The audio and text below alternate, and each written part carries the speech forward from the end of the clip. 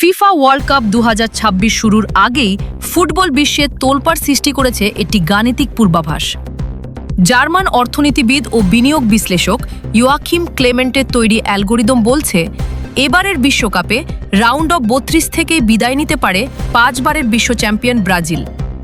ক্লেমেন্টের এই মডেলটি শুধুমাত্র মাঠের পারফরমেন্স নয়, বরং জিডিপি, জনসংখ্যা, জলবায়ু, খেলোয়াড়দের মার্কেট ভ্যালু ও আয়োজক দেশের পরিবেশগত সুবিধাসহ নানা তথ্য বিশ্লেষণ করে পূর্বাভাস দেয়। তার দাবি, এই পদ্ধতিতে প্রায় 55% পর্যন্ত নির্ভুলভাবে বিশ্বকাপের ফল অনুমান করা সম্ভব। মডেল অনুযায়ী নকআউট পর্বে জাপানের মুখোমুখি হবে ব্রাজিল, আর সেই ম্যাচেই বড় অঘটন ঘটিয়ে নেইমার, ভিনিসিয়াসদের বিদায় করে দিতে পারে জাপান। সাম্প্রতিক সময়ে জাপানের দুর্দান্ত পারফরমেন্সই এই পূর্বাভাসের বড় কারণ বলে মনে করছেন ক্লেমেন্ট। সবচেয়ে বেশি আলোচনার কারণ হল এর আগের 3টি বিশ্বকাপের ভবিষ্যৎবাণীও মিলেছিল তার।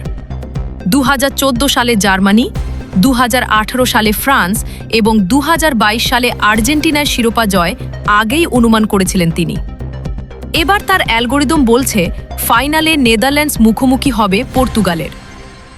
নিউ জার্সির মেটলাইফ স্টেডিয়ামে অনুষ্ঠিত সেই ফাইনালে জিতে প্রথমবারের মতো বিশ্বকাপ ট্রফি উঁচিয়ে ধরবে ডাচরা। তবে ক্লেমেন্ট নিজেই জানিয়েছেন, এটি কোনো জাদুর ভবিষ্যৎবাণী নয়। ফুটবল মাঠে ভাগ্য ও মুহূর্তের সিদ্ধান্তই শেষ কথা।